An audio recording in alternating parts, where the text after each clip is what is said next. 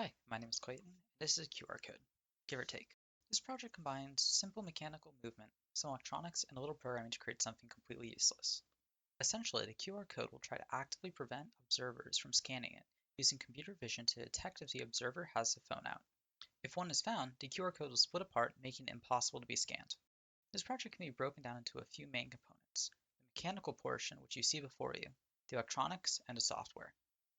Mechanics are fairly simple. The frame is assembled from 2020 extrusion and 3D printed brackets. The QR code is made from laser cut plywood and 3D printed tiles which are glued onto the cut pieces by hand. Each side of the QR code is mounted to a 3D printed rack and pinion which is bolted onto the backboard which was also laser cut. The electronics are marginally more complicated, but not by much. The power supply converts wall power to 20 volts DC, which is then sent to the two stepper drivers. These stepper drivers then receive digital input from an ESP32 whose signal is stepped up to 5 volts through a simple inverting op-amp circuit.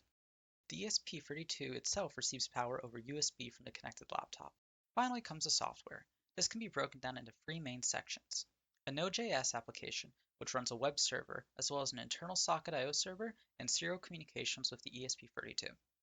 This app is mainly responsible for coordinating all of the different aspects of the system together and transmitting data between programs. Secondly is a Python script that is running a YOLO V8 based model with OpenCV, which looks for phones and reports back to the Node app over Socket I/O if any are found.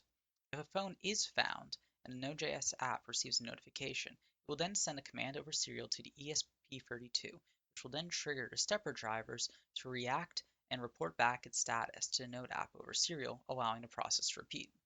Overall, I'm happy with the performance of this project, given that it was built from scratch over the course of 4 days and 3 all-nighters. If you have any questions, comment below and I'll try to answer them.